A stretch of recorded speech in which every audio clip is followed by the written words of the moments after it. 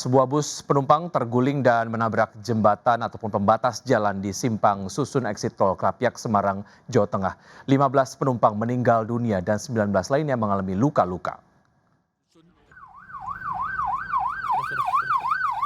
1 menit, Kak. Bus penumpang tujuan Jakarta-Yogyakarta kecelakaan di Simpang Susun Exit Tol Krapyak, Semarang, Jawa Tengah, Senin dini hari. Bus dengan 34 penumpang tersebut menabrak pembatas jalan, diduga dalam kecepatan tinggi.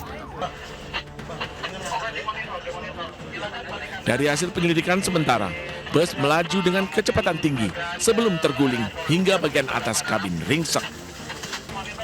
Proses evakuasi korban berjalan lebih dari 3 jam akibat banyaknya penumpang yang terjepit. Kini, korban meninggal dibawa ke Rumah Sakit Karyadi Semarang, sementara korban luka dibawa ke 3 rumah sakit lainnya. Dari Semarang, Jawa Tengah, Wisnu Wardana, iNews melaporkan. Pemirsa, bus Cahaya Trans yang kecelakaan di Simpang Susun Exit Tol Krapyak berangkat dari Jakarta menuju Yogyakarta. Bus membawa puluhan penumpang di musim liburan Natal dan Tahun Baru. Memasuki Semarang, bus keluar di exit tol Simpang Susun Krapyak. Kondisi jalanan yang menikung membuat sopir kehilangan kendali hingga menabrak pembatas jalan. Saat terguling, atap bus ringsek hingga banyak penumpang yang terlempar. Banyak juga yang terjepit di dalam bus hingga evakuasi berlangsung berjam-jam. Akibat kejadian ini 15 penumpang tewas dan 19 orang luka-luka.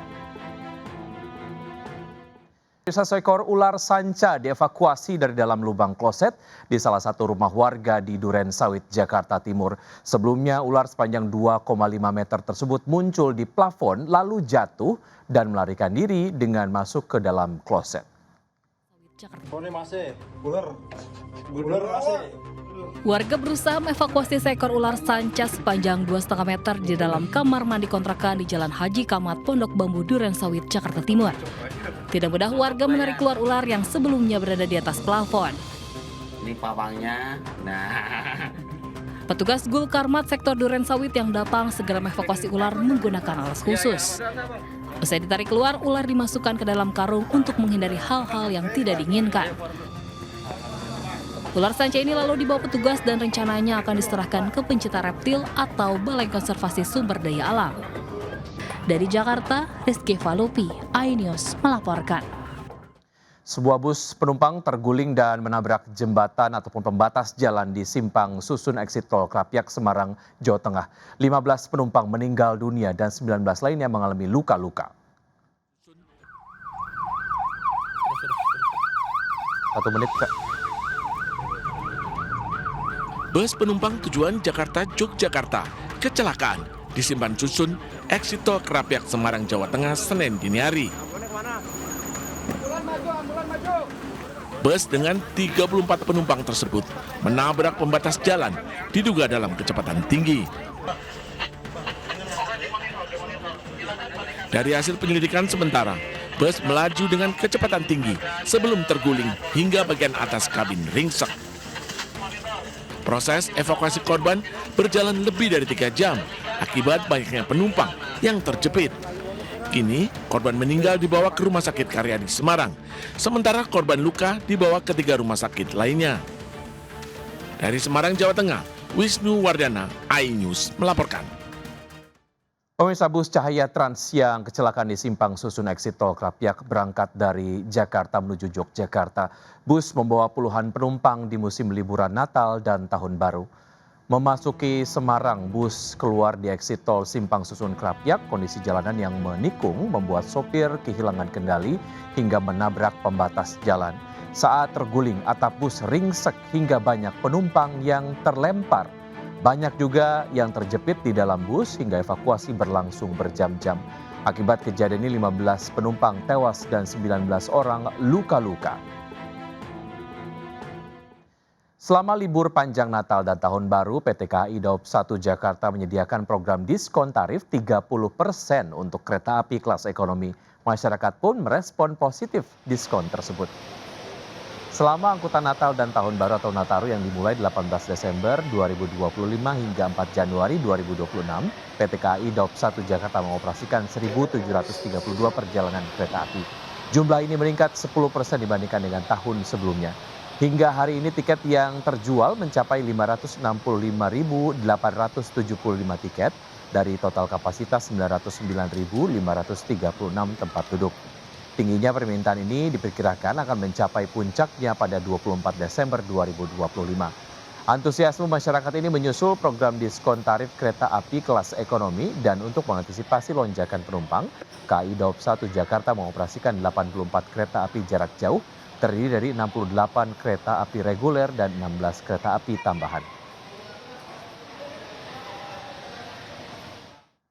Dan untuk informasi terkini sudah ada jurnalis iNews Jen Cahyani di Stasiun Senen. Selamat siang Jen, apakah pelayanan di Stasiun Senen sudah maksimal untuk calon penumpang yang akan berlibur?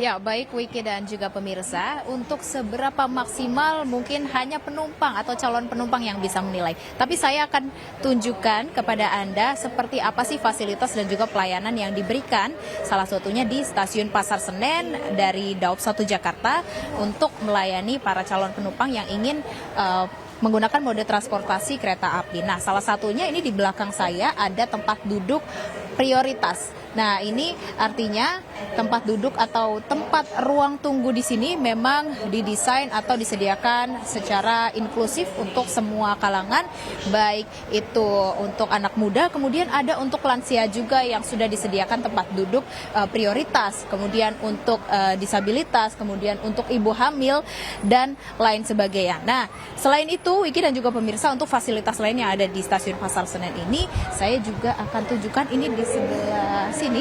Di sebelah sini ada taman bermain anak. Nah, di mana untuk para calon penumpang yang membawa anaknya dan juga sedang menunggu keberangkatan kereta api, ini anak-anaknya bisa bermain di area taman bermain ini juga bersama teman-temannya, dan orang tuanya bisa sambil menunggu keberangkatan kereta api. Karena untuk periode libur panjang Natal dan Tahun Baru kali ini memang antusiasnya sama seperti tahun lalu, malah bahkan persediaan tiket atau tempat duduk yang disediakan ini bertambah atau ditambah oleh PT KAI sendiri. Untuk Daup 1 Jakarta sendiri menyediakan 900.000 tiket kereta api atau tempat duduk, dan sudah terjual untuk periode libur Natal dan Tahun Baru kali ini sudah terjual 565.000 tempat duduk atau tiket kereta api.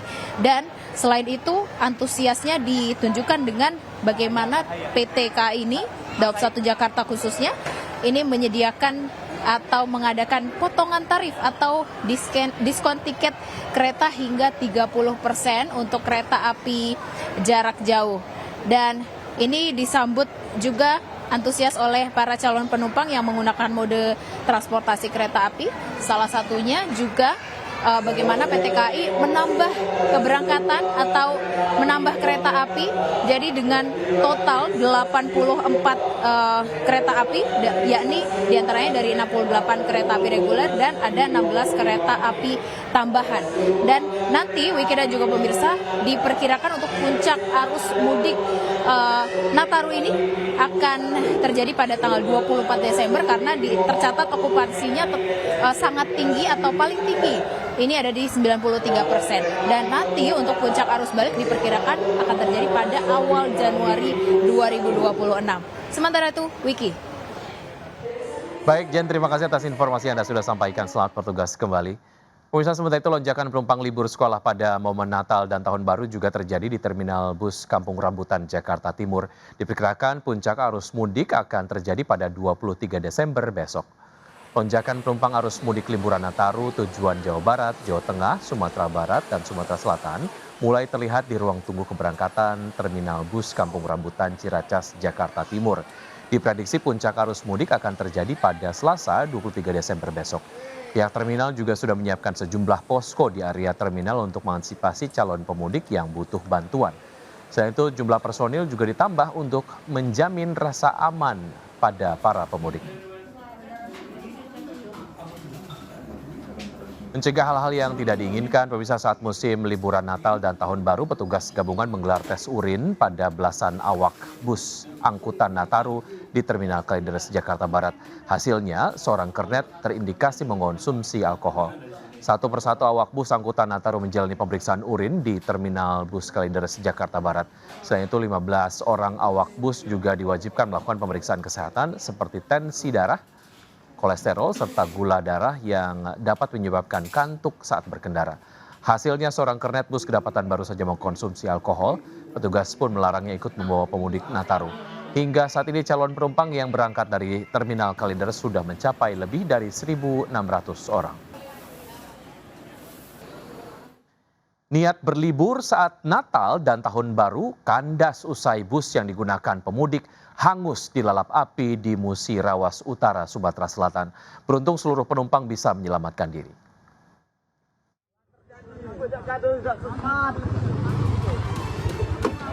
Satu unit bus akap Medan Jaya terbakar dan diduga alami korsleting listrik di Kabupaten Muratara, Sumatera Selatan. Damkar atau Pemkap. Api melalap bus dari Jakarta dengan tujuan Kota Medan, Sumatera Utara. 44 orang penumpang berhasil keluar dan selamat. Api berhasil dipadamkan setelah dibantu warga, water cannon Polres Muratara dan petugas damkar setempat. Sehingga dalam kejadian tersebut tidak ada korban jiwa. Selanjutnya penumpang bus dipindah alihkan ke bus lainnya untuk menuju ke Medan. Dari Muratara, Sumatera Selatan, Sudirman Ainus melaporkan. Beralih ke informasi lain, pemirsa, sebuah video viral di media sosial yang merekam emosi seorang pria tak terkendali pada pegawai toko roti. Bukan tanpa sebab, emosi pria itu tersulut setelah mengetahui seorang nenek ditolak membeli roti akibat membayar dengan uang tunai. Iya, itu makanya aku bilang uang cash itu harus kalian terima. Masa harus juris? Nenek-nenek itu kan nggak ada jurisnya. Gimana? Udah telepon itu bos kalian dulu. Cepat. Emosi seorang pria di dalam video ini tak terkendali setelah melihat seorang nenek ditolak saat hendak membeli roti dari sebuah toko. Pria itu memprotes kebijakan toko yang hanya menerima pembayaran non-tunai. Sementara si nenek tidak memiliki akses untuk mode pembayaran tersebut. Setelah diunggah ke media sosial, beragam tanggapan muncul hingga akhirnya pihak toko roti buka suara. Menanggapi polemik yang terlanjur menyebar di publik, manajemen toko berdalih menggunakan sistem pembayaran non-tunai bertujuan semata-mata untuk memudahkan pelanggan. Selain mendapat tanggapan tajam dari publik, ternyata Bank Indonesia juga turut bereaksi atas viralnya kasus ini. Dalam unggahan di media sosial resmi, BI menegaskan bahwa penolakan terhadap rupiah dalam pembayaran bertentangan dengan undang-undang yang berlaku. Itu ada pilihan di transaksi sistem pembayaran, kita menyediakan ada dua cara, bisa cash, bisa tunai, bisa non tunai. Jadi masyarakat punya pilihan. Undang-Undang Nomor 7 Tahun 2011 tentang mata uang dengan jelas menyebut bahwa setiap orang dilarang menolak rupiah yang digunakan sebagai pembayaran kecuali jika keaslian uang diragukan. Tidak hanya sekedar imbauan tetapi juga ada ancaman pidana bagi siapapun yang melanggar. Hukuman berupa minimal kurungan 1 tahun atau denda hingga 200 juta rupiah. Namun sayangnya penolakan pembayaran menggunakan uang tunai belakangan justru marak ditemukan. Tidak hanya sekedar penolakan metode bayar, tetapi praktek seperti ini juga sebagai bentuk penolakan terhadap hak warga negara. Karena sejatinya rupiah adalah alat pembayaran yang sah dan dijamin langsung oleh undang-undang. Sehingga tidak ada alasan penolakan pembayaran transaksi secara tunai menggunakan uang rupiah. Tim Liputan iNews melaporkan. Pemirsa, hari ini harga emas Antam cetak rekor tertinggi sepanjang sejarah usai tembus harga Rp2,5 juta per gram. Dari situs resmi, emas Antam naik Rp11.000 dari harga sebelumnya. Cetak rekor tertinggi sepanjang masa, harga logam mulia emas Antam naik Rp11.000 dari harga Rp2.491.000 per gram. Sehingga harga LM saat ini menjadi Rp2.502.000. Harga jual kembali atau buyback turut naik menjadi Rp2.361.000 per gram. Ratusan warga Pondok Kelapa, Jakarta Timur naik pitam karena tempat membuang sampah ditutup pihak yang mengaku sebagai pemilik lahan. Warga pun ramai-ramai membongkar pagar penutup agar bisa kembali membuang sampah di lokasi.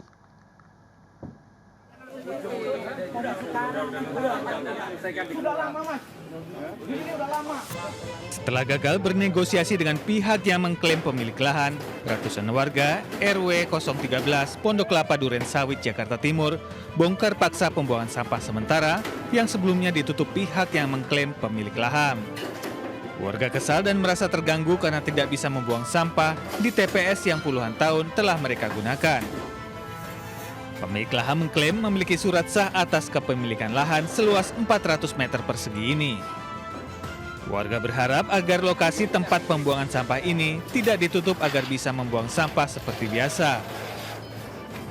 Warga meminta TPS ini tetap berfungsi sembari proses hukum terkait sengketa kepemilikan lahan masih berjalan. Dari Jakarta, Rio Manik, iNews melaporkan. Pemirsa, belum reda kasus kericuhan di Kalibata, Jakarta Selatan. Kawanan Mata Elang atau Matel kembali membuat kericuhan dan mengintimidasi ibu dan anaknya di Tangerang Selatan, Banten. Saat warga berdatangan, para pelaku berdalih sebagai korban tabrak lari. Mana? Lah ini nyatanya mana? Lah ini makanya kalau mau jangan di sini. Matel! Pak ini Matel ini. Matel! Matel bersih. Matel! Viral di media sosial saat sebuah minibus diberhentikan secara paksa oleh komplotan debt collector atau Mata Elang di Jalan Siliwangi, Pamulang, Tangerang Selatan, Banten. Enggak. Matel! Ini Matel. Rame-rame. Jangan di sini. Kamu jangan di sini sana. Bahkan seorang ibu dan anaknya yang berada dalam minibus tersebut histeris dan menangis, meminta pertolongan warga karena kendaraannya diberhentikan paksa. Mana sukatnya, Matel! Gimana curcurakan, lu turun dulu. Jangan di sini.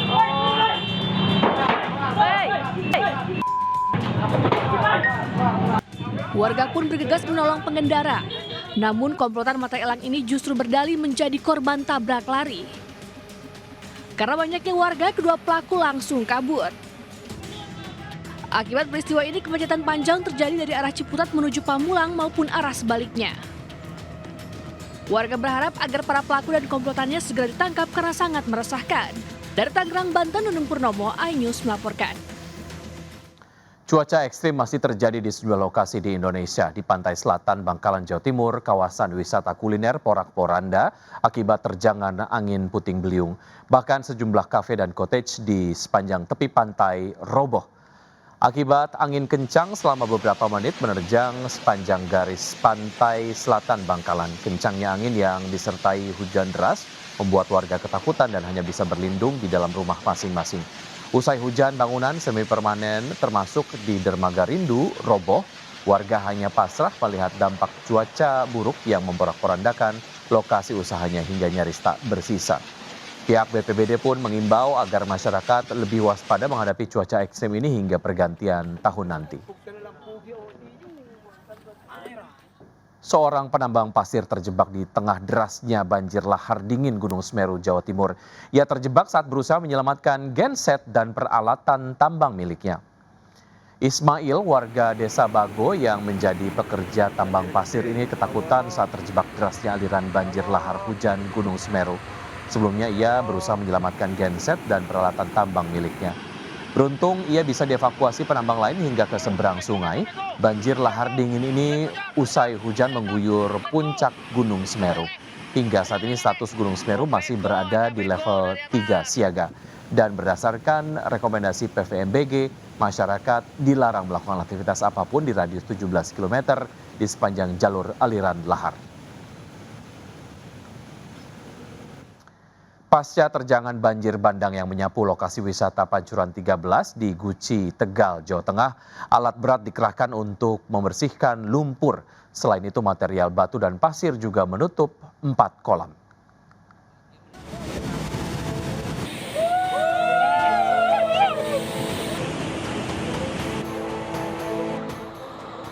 Petugas gabungan mengerahkan alat berat untuk membersihkan material banjir bandang yang menerjang Taman Wisata Alam Pancuran 13 Guci, Kabupaten Tegal, Jawa Tengah.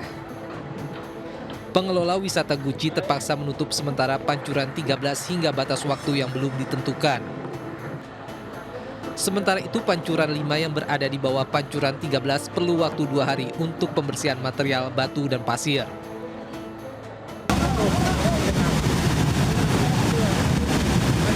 Sebelumnya bencana banjir bandang menerjang kawasan wisata Guci di Kabupaten Tegal, Jawa Tengah, Sabtu sore.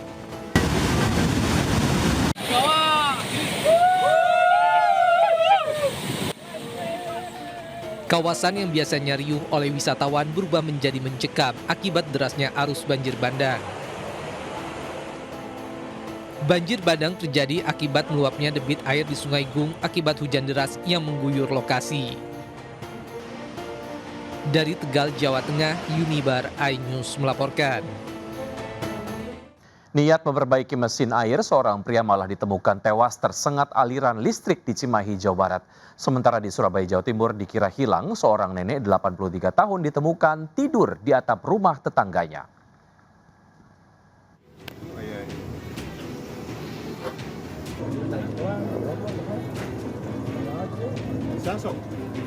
Proses evakuasi jasad Salman Al-Farisi, seorang warga Cibeber, Kota Cimahi yang tewas diduga akibat tersengat aliran listrik mesin pompa air berlangsung dramatis.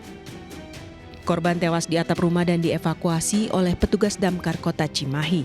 Dengan bantuan tali dan tandu, tim damkar akhirnya berhasil mengevakuasi jasad korban setelah 1 jam. Kejadian tragis ini bermula saat korban naik ke atap rumah untuk memperbaiki mesin pompa yang rusak. Sang istri curiga karena sudah lebih dari 30 menit korban tidak juga turun dan menyahuti panggilannya. Warga yang membantu pengecekan melihat korban sudah tergeletak dengan tubuh kaku dan membiru. Pihak keluarga pun menghubungi petugas damkar dan kepolisian. Polisi yang melakukan penyelidikan tidak menemukan bekas penganiayaan di tubuh korban. Pihak keluarga juga menolak dilakukannya otopsi pada jasad korban. Turunkan, bawa turunkan. Oke. Dah, dokumen dah. Bisa. Wes tandu. Jol. Gak imbang dhuwure. Berapa nama dong KPP? Petugas Dinas Pemadam Kebakaran dan Penyelamatan Kota Surabaya harus menaiki atap rumah di Jalan Gemol Kali, Surabaya untuk mengevakuasi seorang nenek berusia 83 tahun.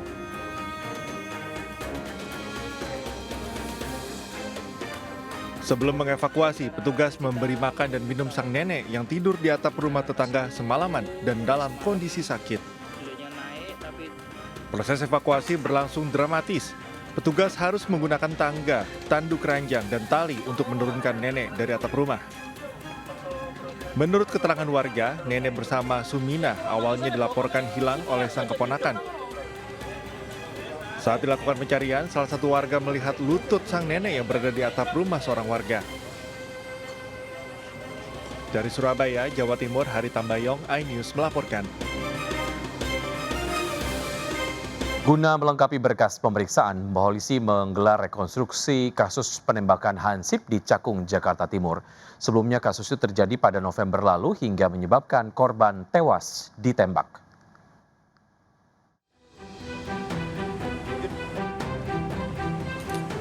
Rekonstruksi kasus penembakan Hansip yang dilakukan komplotan curanmor di kawasan Cakung, Jakarta Timur November lalu digelar di halaman Polda Metro Jaya. 2 tersangka dan juga saksi kunci ikut dalam rekonstruksi ini. Saksi meyakini jika 32 adegan dalam rekonstruksi sudah sesuai dan berharap kedua tersangka dihukum secara adil. Ya, hukuman kalau bagi saya ya, hukuman yang setimpal lah ibarat kata dengan perbuatannya. Sebelumnya, CCTV merekam saat korban bersama rekannya berusaha mengagalkan aksi pencurian sepeda motor yang dilakukan 2 orang pelaku di Cakung, Jakarta Timur. Korban sempat menabrakkan sepeda motornya untuk mengagalkan aksi pencurian. Bahkan korban sempat berduel dengan salah satu pelaku, namun pelaku yang terdesak melepaskan tembakan ke arah korban. Korban tewas seketika dengan luka tembak pada bagian perut. Dari Jakarta, Rio Manik, iNews melaporkan. Seorang pelaku pencurian ditangkap warga dan diikat ke pohon di pinggir jalan di Bangkalan, Jawa Timur. Sementara satu pelaku lainnya berhasil kabur dan lolos dari kejaran warga. Kejadiannya maling. Pelaku pencurian ME, warga Kelurahan Simokerto, Surabaya ini hanya bisa pasrah saat tubuhnya diikat pada sebatang pohon oleh warga di pinggir jalan Desa Labang, Kabupaten Bangkalan. Pelaku kepergok mencuri tas milik seorang mak-mak berisi uang tunai 2 juta rupiah. Korban yang berteriak mengundang perhatian warga hingga berhasil menangkap pelaku. Meski sempat mendapat bogor mentah warga, pelaku kemudian dievakuasi oleh petugas polsek setempat. Akibat perbuatannya, tersangka terancam hukuman 7 tahun penjara. Di Bangkalan, Madura, Taufik Syarawi melaporkan. Pemirsa, guna membongkar kasus perampokan sadis pada September lalu, Kapolsek menyamar sebagai juragan domba di Cilengsi, Jawa Barat. Hasilnya 2 pelaku berhasil dibekuk. Udah jalan cepet.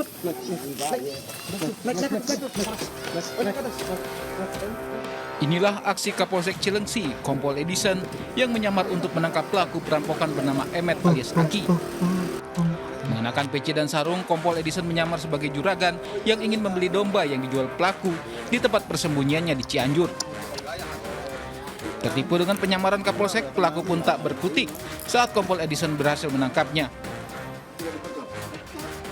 Sebelumnya, polisi telah berhasil menangkap 1 pelaku lain di daerah Batang, Jawa Tengah.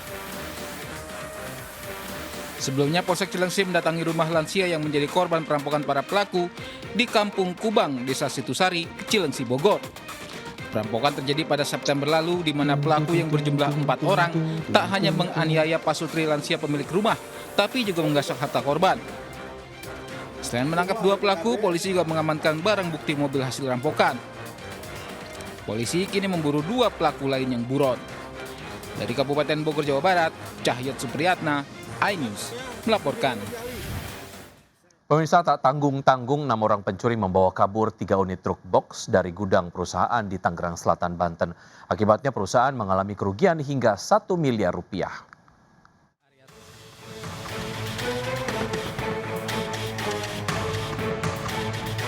Kamera pengawas merekam saat kawanan maling memasuki area sebuah gudang perusahaan di Jalan Rawabuntu Serpong, Tangerang Selatan, Banten. Pelaku yang berjumlah sekitar 6 orang masuk ke dalam area gudang dengan menjebol pintu pagar terlebih dahulu. Usai berhasil masuk dan melihat situasi sepi, 3 pelaku mencuri 3 truk box yang tengah terparkir. Sedangkan 3 pelaku lainnya memantau situasi dengan menggunakan sepeda motor. Pasca kejadian, pihak gudang pun langsung melaporkan pencurian ke Polres Tangerang Selatan. Akibat peristiwa ini, perusahaan mengalami kerugian 1 miliar rupiah karena truk box tersebut berisikan barang-barang perusahaan. Sementara itu, berbekal rekaman kamera pengawas, pihak perusahaan berharap para pelaku dapat segera ditangkap. Dari Tangerang Selatan, Banten, Nunung Purnomo, iNews melaporkan. Terima kasih Anda masih bergabung bersama kami. Pemirsa, api melalap gedung asrama putri di Kompleks Sekolah Madrasah Aliyah Negeri MAN 2 Kota Yogyakarta. Diduga kebakaran dipicu hubungan arus pendek listrik.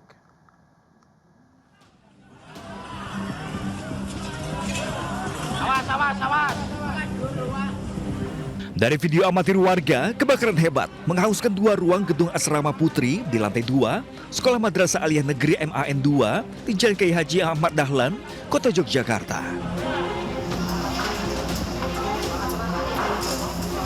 Kebakaran membuat panik warga maupun siswa penghuni asrama.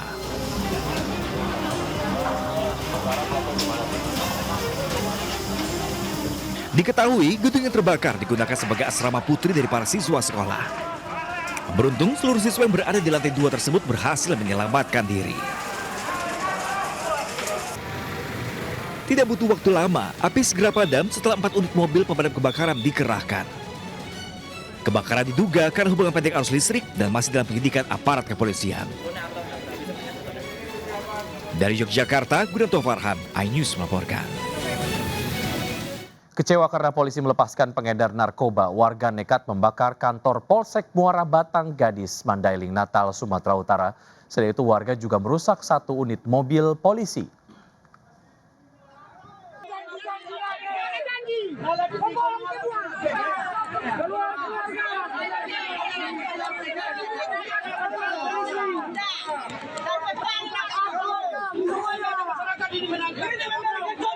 Masa dari sejumlah desa di Kecamatan Muara Batang Gadis, Mandailing, Natal, Sumatera Utara mendatangi Mapolsek pada Sabtu siang.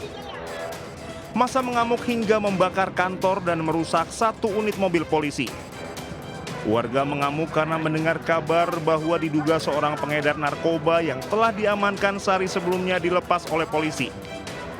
Namun Kapolres Mandailing Natal memastikan pengungkapan narkoba terus berlanjut dan tidak ada tersangka yang dilepas polisi. Polres Mandailing Natal telah menerjunkan ratusan personilnya ke lokasi. Dari Mandailing Natal, Ahmad Hussein Lubis Anyus melaporkan. Kapal yang membawa puluhan kru ABK terbakar di perairan Lampung, 8 ABK masih hilang. Tim SAR mengevakuasi 25 dari 33 anak buah kapal nelayan KM Maulana 30 yang terbakar di perairan Tanjung Belimbing Selatan, Kabupaten Tanggamus, Lampung. Evakuasi menggunakan kapal KP Orka 05 milik Kementerian Perikanan untuk dibawa ke Pelabuhan Muara Baru, Jakarta. Saat ini tim SAR masih mencari 8 ABK lain yang masih hilang. Kapal nelayan KM Maulana 30 terbakar di perairan Tanjung Belimbing Selatan.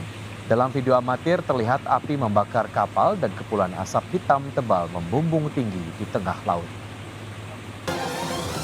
Terima kasih Anda masih bergabung bersama kami. Pemirsa, Ketua Takmir Masjid Jogokarian Yogyakarta, Ustaz Muhammad Jazir, dikabarkan meninggal dunia.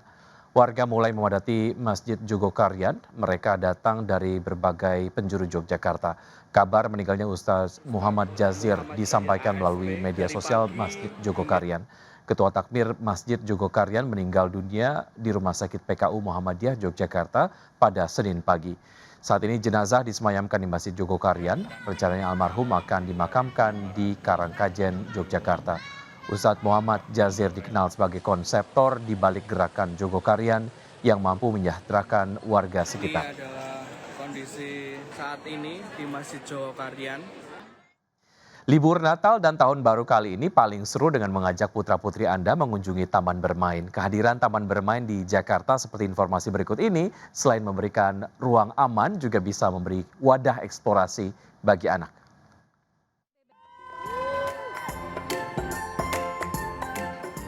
Liburan akhir tahun menjadi kesempatan bagi keluarga untuk beraktivitas yang aman, seru, dan juga bermanfaat bagi anak. Karena itulah Bebelak menghadirkan Slurp and Bounce Giant Inflatable Playground pertama dan terbesar dari Bebelak. Melalui aktivitas bermain fisik dan sosial, Slurp and Bounce dirancang untuk menstimulasi kemampuan motorik, sensorik, dan kreativitas anak. Para orang tua bisa bawa anaknya buat main di sini, tinggal beli Bebelak. Paket Bebelak 30.000 udah bisa dapat 3 pieces Bebelak dan juga tiket masuk buat anak dan pendamping gitu. Nah, jadi sengaja kita juga pilih di GBK di tengah kota. Jadi para orang tua dari mana aja, dari arah Tangerang, dari arah Bekasi, semuanya bisa reach ke sini. Harapannya Bebelak Surf and Bounce bisa menjadi pilihan akhir pekan dan akhir tahun buat para ibu dan si kecil. Temukan keseruan liburan bersama putra-putri Anda di wahana bermain ini hingga 28 Desember 2025 di Plaza Sudirman, Pintu 6, GBK, Jakarta.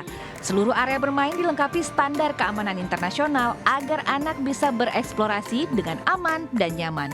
Selamat berlibur! Dari Jakarta, Berliana Mileni, Seto Pratobo, iNews melaporkan. Kami akhiri jumpa kita siang hari ini. Saya Wiki Adrian bersama tim yang bertugas undur diri. Tetap semangat dan sampai jumpa.